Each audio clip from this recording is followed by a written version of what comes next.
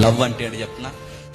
Life partner కొరకు జీవితాన్ని ఖచ్చితంగా కాపాడుకుని శరీరానికి కలంకం అంటకుండా తన జీవితానికి నిచ్చే అతిపెద్ద బహుమానం ఉందంటే గోల్డ్ కాదు, డైమండ్ కాదు, ప్లాటినం కాదు, ఏది కాదు. నా భర్తకి నా భార్యకి, నా భార్యకి నా భర్తకి నేను ఇచ్చే అతిపెద్ద బహుమానం ఏమన్నా ఉంది అంటే మ్యారేజ్ లో నా శరీరాన్ని పవిత్రంగా కాపాడుకొని నా దేహాన్ని వాళ్ళ చేతుల్లో పెట్టడమే నేను ఇచ్చే అతి పెద్ద బహుమానం అని కంకణం కట్టుకోవడమే లవ్. గుర్తుపెట్టు, అది ప్రేమ అంటే. ఎదురు చూడటంలో ఉంది ప్రేమ, కట్టుకోవడంలో ఉంది ప్రేమ, నిజాయితీని నిలబెట్టుకోవడంలో ఉంది ప్రేమ.